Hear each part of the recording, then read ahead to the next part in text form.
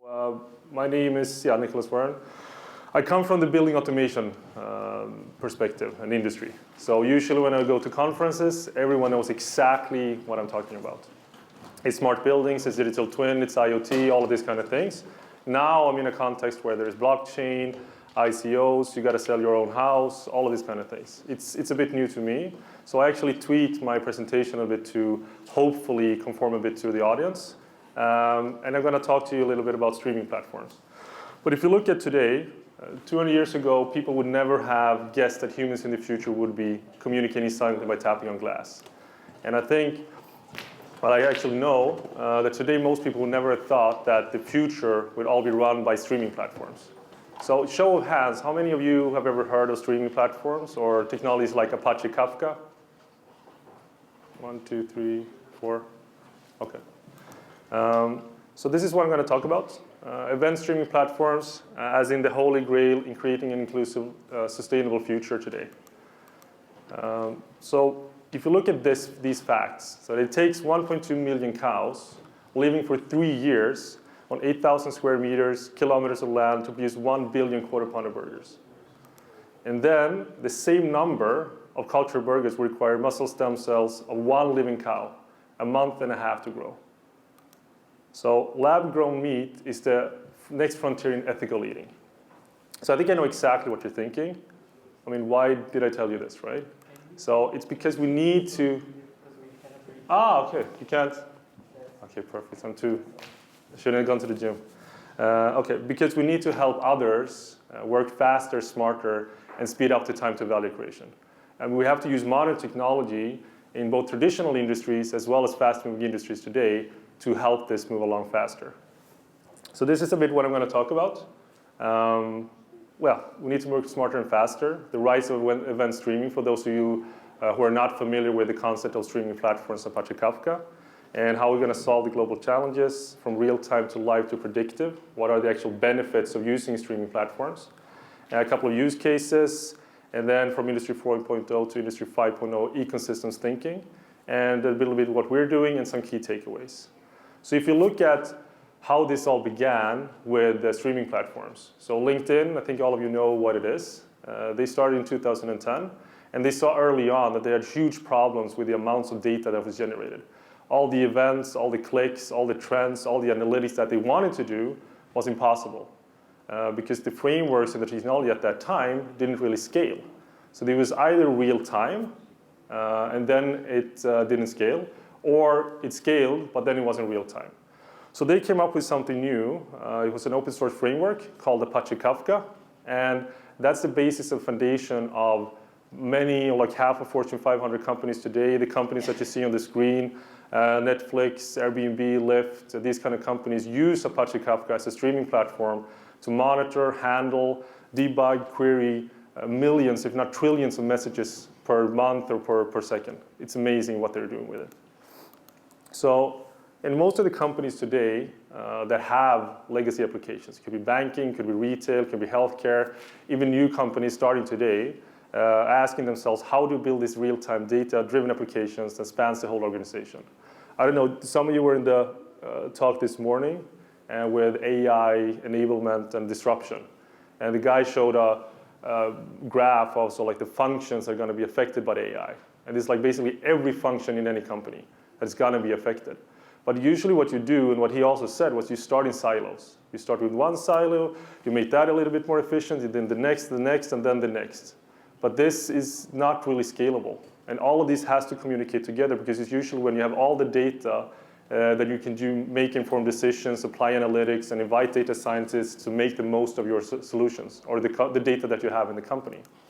So, yeah, so to break infrastructure and organizational boundaries, strengthen old technology, and from the ground up, a modern technology platform. How to do that with existing systems today is extremely difficult unless you use streaming platform technology.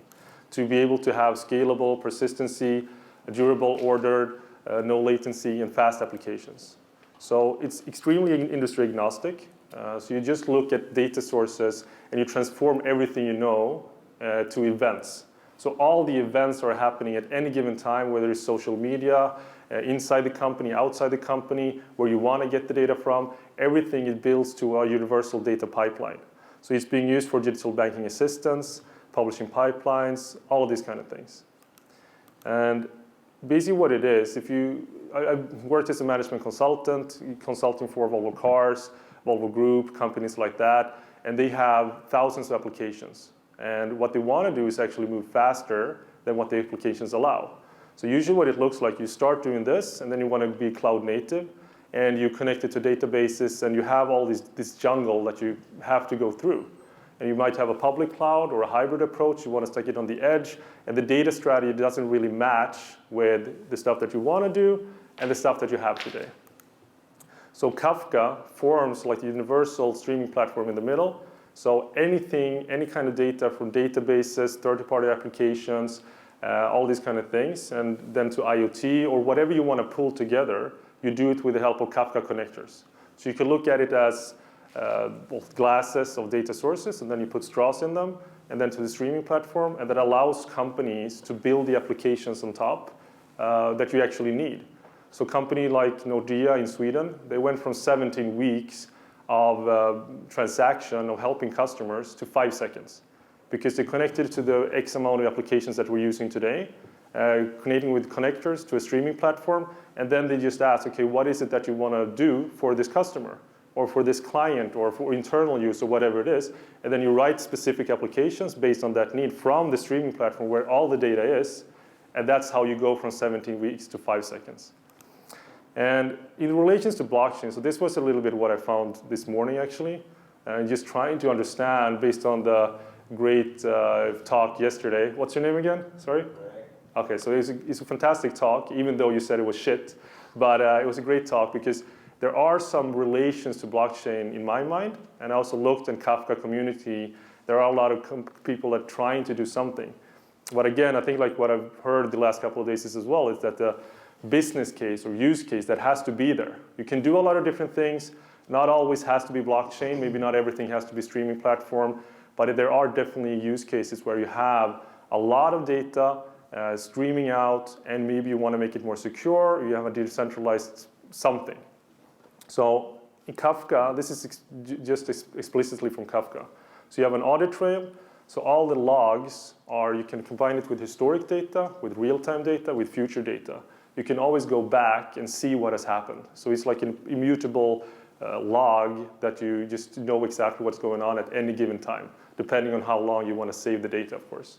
Integration with other subsystems is again super easy, because you just have a universal pipeline with connectors streaming to the platform, and then you can build whatever you want on top of it.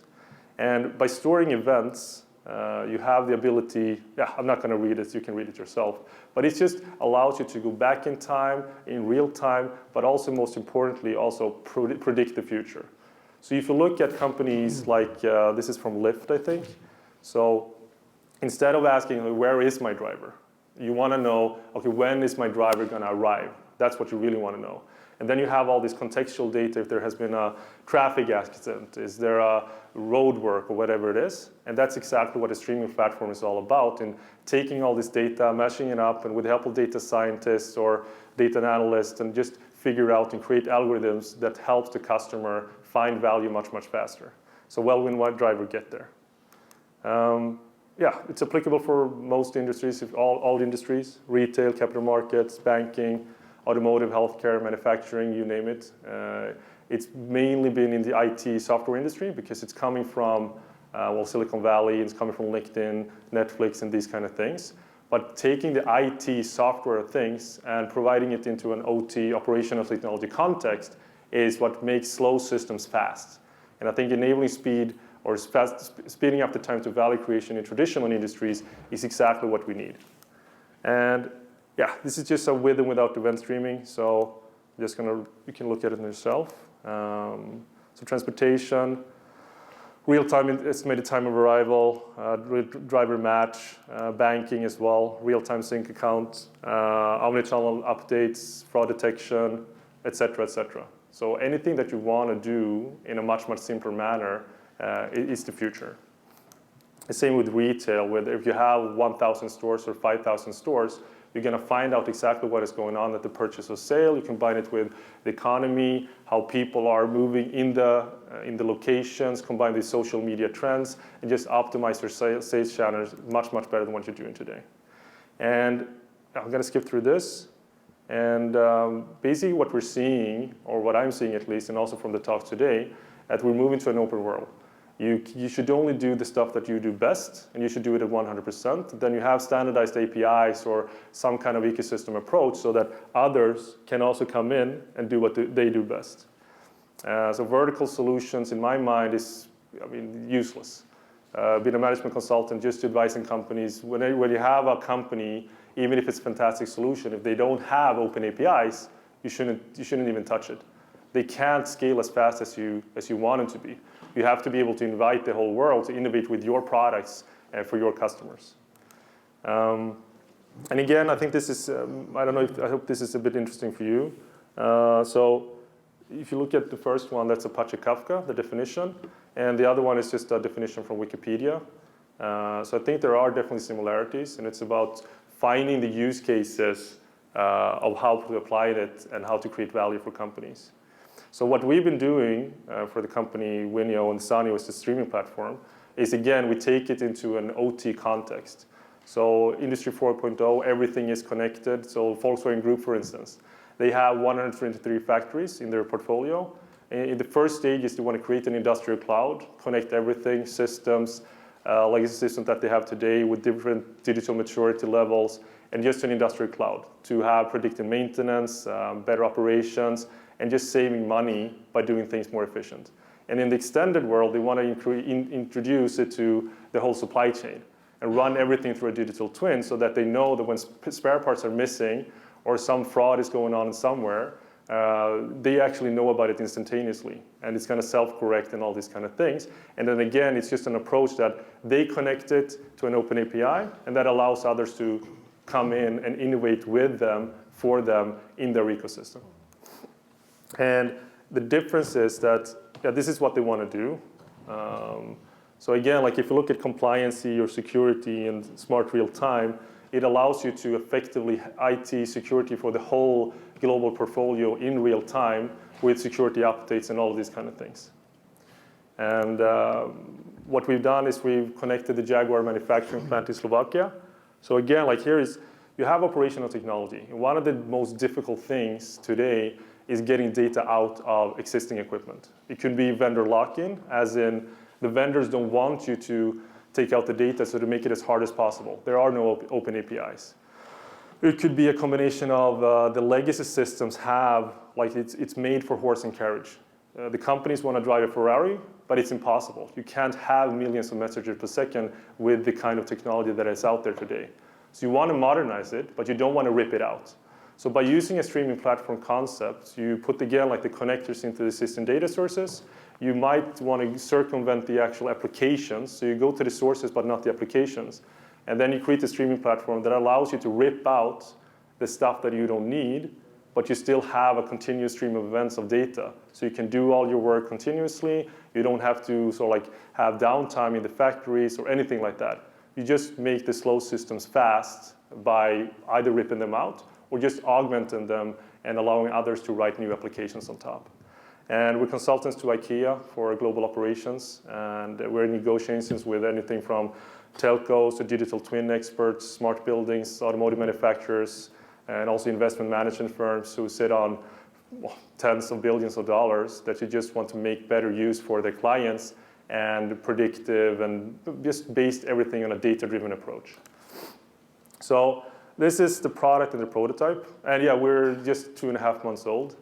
So it's a startup scale-up of sorts. So we're trying to narrow it down to our 100% repeatable, scalable product, and also inviting our own set of ecosystem partners to provide AI, machine learning on the side with frameworks so that you can have, instead of having huge data sets, so from big data to streaming data, so you get the data, and then instead of taking 6 months with 30 data scientists, you can have 3 data scientists in 3 weeks making the most of the data with machine learning, AI frameworks on the side. And also connecting it to anything like Business reporting, data quality, analytics, ML, and we're also partnering up with companies that has these connectors already. So we're masking them and also making them a bit smarter so that if you run into something, let's say an Oracle CDC database or a PLC from Siemens or whatever it is, instead of having 3 months of integration work, you can do it with a couple of mouse clicks.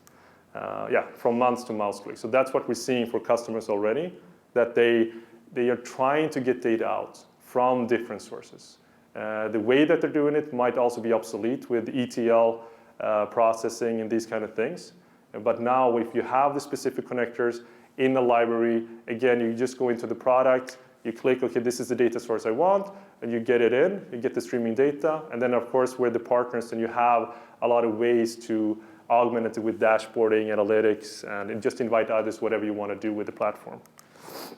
So the use cases that we're doing at the moment is, we started as consultant for IKEA, then we're talking to companies within the digital twin industry. So who knows about digital twins? No? Okay.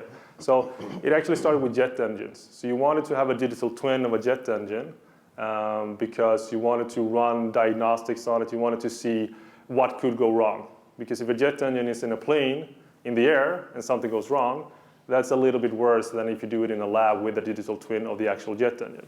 So that's how it started. And now it's being used in buildings, automotive manufacturing and all these kind of things, just to have a digital twin to play with and run scenarios on. But it's also moving into other spaces. But one of our partner companies or customers actually, they have a contract with a huge turbine manufacturer. So they have 18 months to prove their concept of a complete digital twin with sensor technology, just spewing out data, not spewing, sending out data in real time with thousands or millions or trillions of messages per second worldwide for, let's say, 100,000 of their turbines. Because that allows them to see, okay, here's something gone wrong, and then I allow you to understand better what you can do for the next line of turbines, maybe fault detection. And just a classic example is with Tesla, because they built the car on a software platform, and then they added some steel around it. Whilst traditional manufacturers they have the hardware and then trying to stick in the software. It's extremely, extremely difficult. And what Tesla would notice, I think it was, I don't know if it actually happened. I think it did, I hope so, otherwise it's a poor analogy. And what they did was that their car was hanging a bit too low. So the batteries were, I think it was crashing into some obstacles and then it took fire. So instead of getting all the cars back into the factories, which everyone else does and when there's a problem, they just sent a software update to raise the suspension with, like say, 5 centimeters. So that is what you want to do in other industries. And if you have a buildings with smart portfolios, something is malfunctioning, instead of sending a guy with a wrench, or a girl for that matter, you just want to send up the updates and learn from the whole portfolio. That's the whole idea, and that's something that is coming more and more when there's this ecosystems and alignment between the sensors, like IoT, AI, machine learning, OT, all of these kind of things. Because doing this stuff in silos is, of course, nerdy and cool, and I love to go to my smart building conferences and get pats on my back and pat everyone else on the back. But it's when these things happen, when you sort of like do things together, interdisciplinary, that's when the most interesting things happen, and I think that's the most important thing. So again, that's the digital twin company that we're consulting with, and they had a problem with getting data out. So I think they had a high score of 10,000 messages per second. They wanted to reach 500,000, and that's what we did for them, or that's exactly what we're doing today. And also in the financial industry, like I said, they wanted to just get access to our Oracle CDC database with Kafka streams. And they said, okay, it's going to take us 2 to 3 months to get the connectors, to define it, to make industrial grade. We already had it. So that just made it faster for them to do the things that they wanted to do on the application level. And same with shipping. So a shipping company has, let's say, 2,000 ships, and this is an energy management scheme, and they just want to send data every 15 minutes. So it's millions of messages per day, not per second, but they also needed something that was scalable in real time, and also something on top to manage it, and to query it, and to add semantic interoperability, tagging, on the fly and just on the continuous stream of data from all the ships.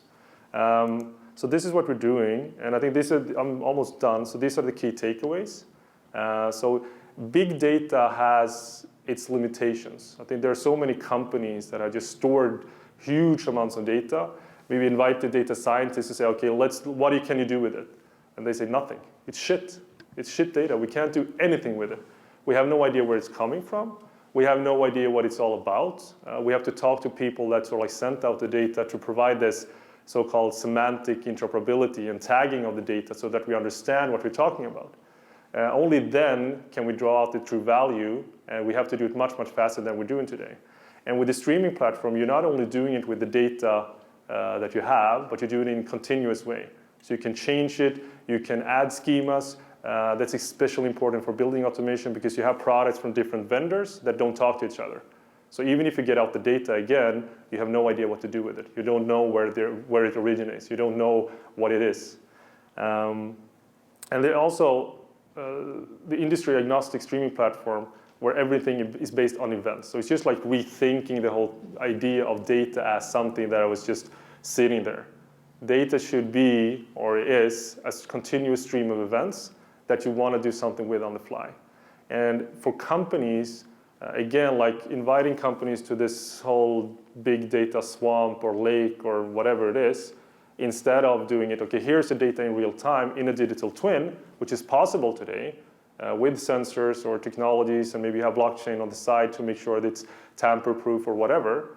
That's what companies want. They want to make more value and with the data, and the faster you can respond to your data, the more valuable is the response. And yeah, I think that's more or less what I wanted to talk to you about today. So if I welcome any questions about anything. Yeah, please. I actually have one. What do you think about a streaming platform, event streaming for blockchain data? We all know that blockchain is this big problem, like videos, like there's too much data and there's probably bad analytics about it. Yeah. Is there already something that proposes this? Well, my extensive research into blockchain and streaming platform consisted of 30 minutes this morning, so I was extremely hungover as well. But so I don't know. But preliminary research shows that, again, like the fundamental technologies are similar in a way, and I don't exactly know the use cases or the problems that the blockchain industry has. But if that's a problem with either real time or high scalability, yes, I definitely think it's a huge opportunity in finding these kind of things. Yeah. What you're adding to this is exactly what blockchain needs. Because like in videos, currently there's a bunch of storage everywhere and people do not know what they need to read. So. Yeah. Okay. Perfect. Yeah. Okay, great. Any other questions or comments? I have questions about the... Yeah, please. How can I say Zanio? The name? Yeah, it's Sanyo. Yeah.